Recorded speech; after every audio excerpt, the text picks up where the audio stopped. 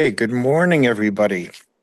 Yeah, my name is Scott, Reverend Scott, and I live in Vancouver, but I'm actually here at Dharma Rain Temple in Portland because immediately after this service, they have a Zen and psychotherapy group, which I attend. So that's why I'm zooming in from here because it doesn't leave much time to get from Vancouver to here.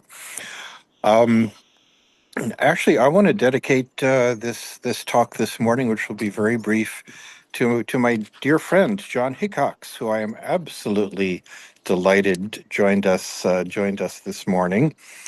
And let's see if I can make this happen. And this talk this morning is about a bumper sticker. Let's see. Can you all read that? Is that readable? The Hold bumper sticker. on, hold on. Try it again.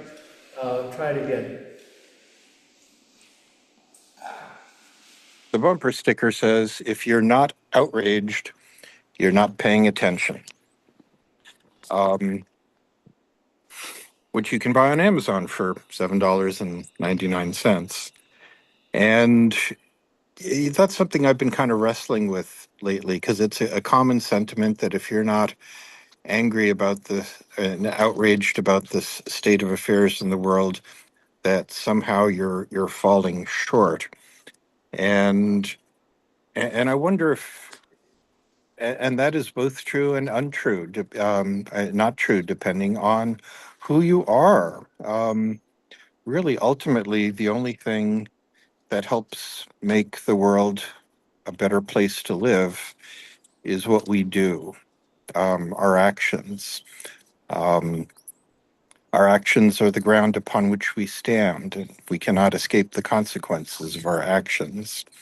Um, but how we feel about what's going on doesn't really have any effect on the world. It doesn't help.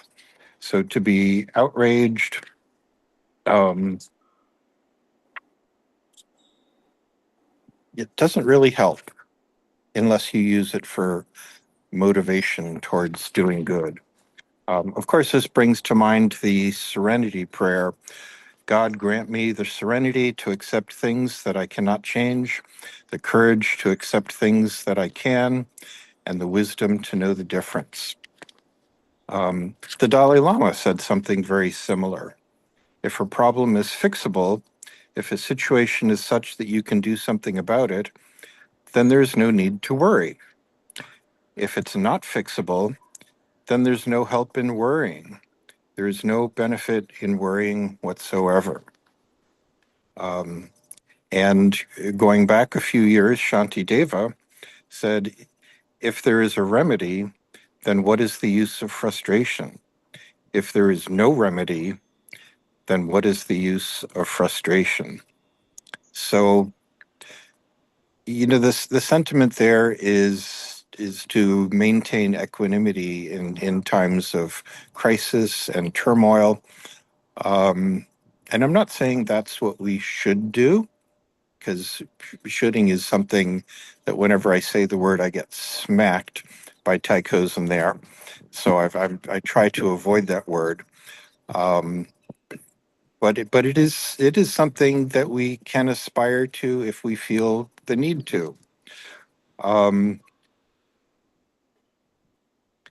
the Dalai Lama once gave a talk about negative emotions, and he talked about anger, outrage, and frustration, and so on. And he said that if these emotions lead us to action, to wholesome action, then maybe they're not really negative emotions after all. If they lead us to just suffering without action, well, then maybe it falls into the category of negative emotions. Um, Another way to look at it is things as they are right now, right here, in this very instant in time, um, at what, nine, however many minutes o'clock it is right now, this very instant. There's absolutely nothing we can do to change the state of affairs of the world in this very instant. As Tychosen often reminds us, things as they are, things as we want them to be. That is the very definition of suffering. So to wish things were different in this very moment really is just an exercise in frustration. Now, that's not to say that we are, um, promoting complacency, because you can accept things as they are in the here and the now, in this very second we live in, and still work your butt off to make tomorrow a better place for a better place to live, to make this world a better place to live.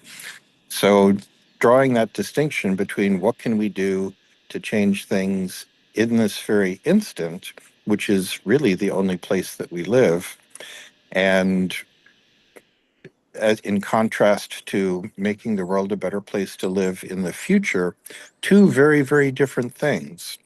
And to make the world a better place to live in the future really does not necessitate wanting the world to be a better place, different that it is in this very instant. That just leads to frustration. There's also kind of another way to look at this by putting things in perspective. Um, we tend to get dragged around, our emotions tend to get dragged around by the news that we turn on. And it sure does feel like, the world is in crisis right now. Um, I'm, and I'm not saying that it isn't, but consider the fact that maybe it isn't anything new. Um, right now, and typically, this is not just right now. There are 120 to 130 active conflicts worldwide. Now, that's not just 2026.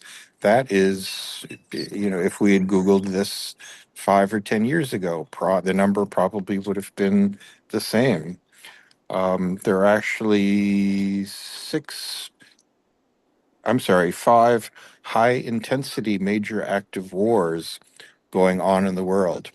But, we only hear about one at a time. And there's really no time in history where there are zero active wars or conflicts in countries. This is all nothing new. It's just we're kind of getting dragged around by what's going on in the news, which of course is what pays their bills to get us all agitated and turned into the news. But this is nothing new. This is the normal state of affairs for the world at large throughout history. Even consider our local politics, as traumatic as it might be.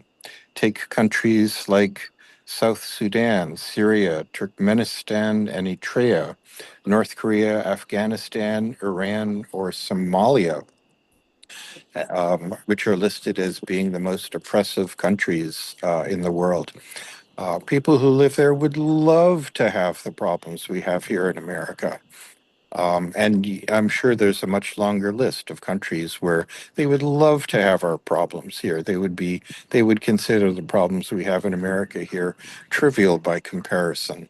So putting things in perspective again is not meant to lead to a sense of complacency, um, but just to acknowledge that it's actually okay. It's okay for us to feel calm in the midst of a storm.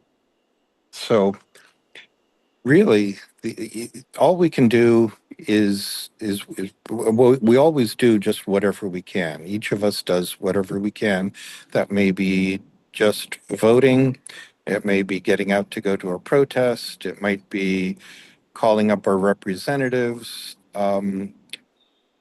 Or it might even just be, sharing news with friends. Each of us does really what we're able to do, no more and no less.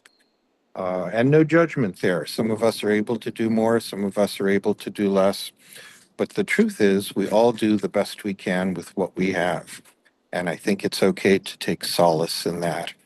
And being upset about the state of the world, if that leads you to action, or not being upset with the way things are in the world, but still taking action, either approach is perfectly fine. So that is my talk. I thank you all for being here. John, I thank you for being here especially, and wanted to open up the floor to comments about how each of you deals with the craziness that seems to be going on around us. I think we have a couple minutes before we start moving into meditation.